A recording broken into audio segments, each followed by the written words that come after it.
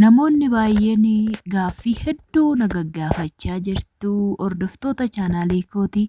Ashama harka fuunee akkam jirtu nagaa isiniif haa baay'atu. Hordoftoota kiyya nagaa keessaniin nagaadha obboleettiin keessanii viidiyoo kana laayik sheer godhaa. Akkasuma viidiyoo isinitti argisiisaa jiru kun mana kiyyadha. Waggaa meeqa biyya Arabaa hojjettee jettanii gaaffii na gaggaafachaa kan jirtan. Kanumaan wal keessaa deebisinii ta'a jedhee waan yaadu fuukinootiin argitu siniin jedha mana koo keessa saaloonii jechaadha bakki kuni. Innaa akkasii siniin jedha kinoola dhugaa rabbii dubbachuudhaaf hedduu takka galata waaqayyoo nama tokko barbaachisu dubartii tokko barbaachisu kun biifee kiyyaa amma tokkotti guuttadhee jira. Dhawaatas guuttachuun danda'a ta'ee hojii kiyya hojjetachaa jechaadha.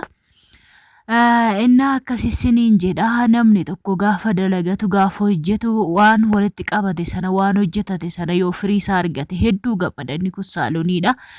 Iddoo teessuma kiyyaa siniin jedha. Kanaafi ammuma qabanitti galata isaa jedhanii warratanii itti gammaduutu barbaachisa jechaadha. Kunoo inni kunillee biifee uffata jechaadhaan uffataati. Qumsaaxinii uffata jechaadha. Kuma 16 hin bitee reeguman galee hin bitee manni kiyyaa egaa kutaa 3 kan qabudha. Kutaa mi'a tokkoo fi kutaa irriibaa tokko saaloonii tokko kan qabudha jechaadha. Biifee kana dhugaa hedduu bareeda kara jalaa isaatiin akkuma warra Arabaa sana jechaadha. Innaanuma biyya Arabaatti hojjetamu tasitti hojjetama siniin jedha. Kara garanaatiin barrii tokko sanaan uffata dadachaafamee kan namudha darajaa isaatti. Kara barrii lama ammoo kan rarraafamu isa gara gadii kan ammoo barrii lamaan caammallee keessa kaawwachuu dandeessu waan barbaaddan siniin jedha. Innaa manni koo kun akkana fakkaata galata waaqayyoo. Amma naga'u tokko hojjetadheen jira. Dhugaa dubbachuudhaaf yoo waaqayyo nama gargaare malee hin ta'u siniin jedha.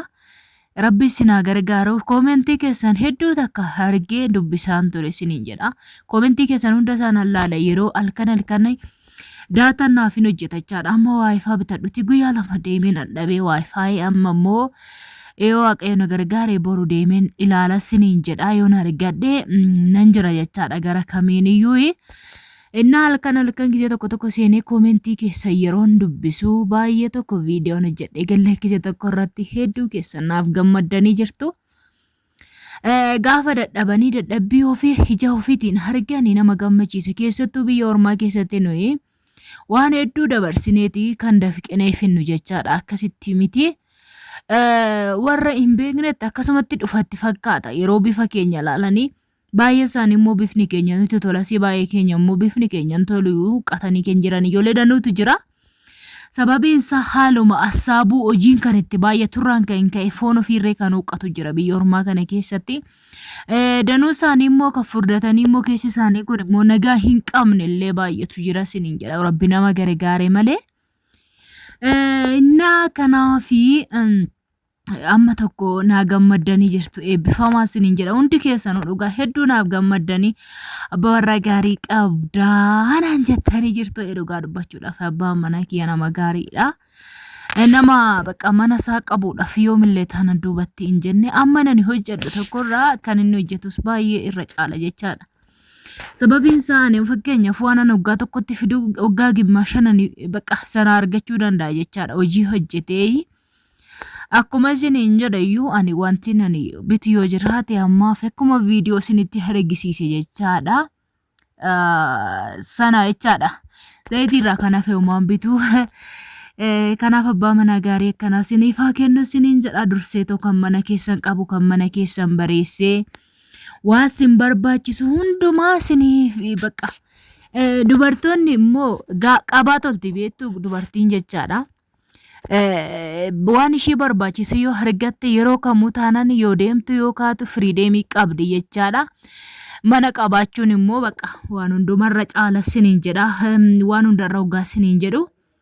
Mana kiraayii keessa taa'urraa mana ofii qaban kana keessa gaafa taa'an hedduu takka nama gammachiisa jechaadha. Kiraayiin har'a biyya kana keessatti mana xiqqishuu sayyoo halgaa tokkoo fi soofaa kan isin hin qabannetu birrii 5,000 jedhu jechaadha.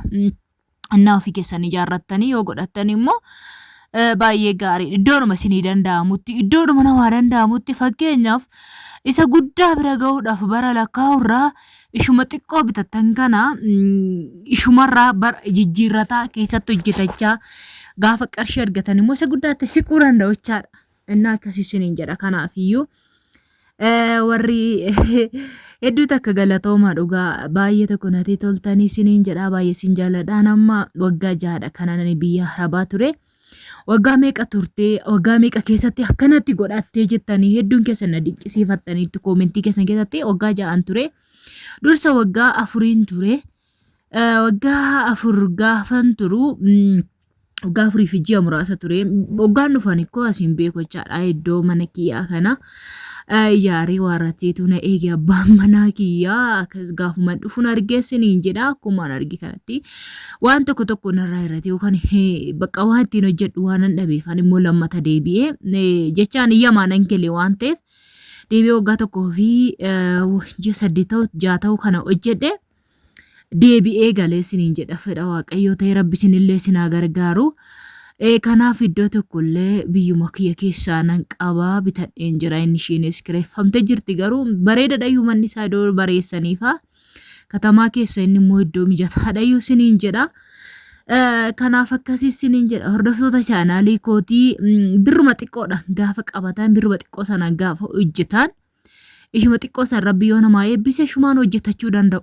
Keessattuu ijoolleen keenya adaraa keessan of eeggadhaa isiniin jedha ijoolleen dhuma akkasumaanii sim jedheetu maasta taa'u kana yeroo kana keessatti hojiin hin jiru ijoolleen akkanumaan taa'anii birrii nu ergaa maal goonaa maal hojjennaa sana hojjennaa isiniin jedhanii isin hin gowwoomina. Nutoo akkatti finnutti finna waan ta'eef hin gowwoomina isiniin jedhaa gaa'ela milkii immoo gaa'ela heebbaa immoo isiniif haa kennu isiniin jedha warra gaa'ela barbaaddanii warra abbaa manaa qabdan immoo abbaan manaa keessan abbaa manaa ogeessa isiniif haa ta'u. Ogummaa qabaachitu mana ofii bulcha malee ogummaa hin qabaanne mana ofii bulchuun hin ulfaata jechaadha. Akkasii isiniin jedha. Kanaaf isinillee jabaadhaa qarshii keessan abbuma argitan irratti hin ergatinaayi qosannaadhaan akkasumatti hojjetadhaa isiniin jedha. Waan dhaggeeffattaniif hedduu takka galatoomaa baay'ee isin jaalladha baay'ee isin kabajaa hordoftoota chaanaalii kooti. Yaadanaaf qabdanii immoo koomentii jala kaa'uu hin dagatinaayi. Warroonni arra mana koo dhuftan adara maamila koo ta'uu hin dagatinaa isiniin jedha waan baay'ee irraa aasaa maaliif seetan waan barumsa qabullee waan gorsa ta'ellee akkasuma akkuma dura viidiyoo hojjechaa turetti akkasumatti deebi'ee isiniif hojjechuudhaaf hawwiin qaba isiniin jedha. Maaliif amma mana koon jira waan ta'eef cinqii hin qabu. Waayifaadhuma kana iddoo seeran galfadhee bakka akka barbaadeetti si wajjiniin nan jira yeroo gaarii naaf qabaadhaa. Turtii gaarii isiniin jedha laayikii naa gochuun dagatinaa laayikiin keessan namoota baay'ee biraa akka ga'uuf qofa faayidaa guddaa qaba. Baay'ee turtii gaarii naaf qabaadhaa. Chaaw chaaw viidiyoo biraatiin ammoo walitti deebinutti chaaw.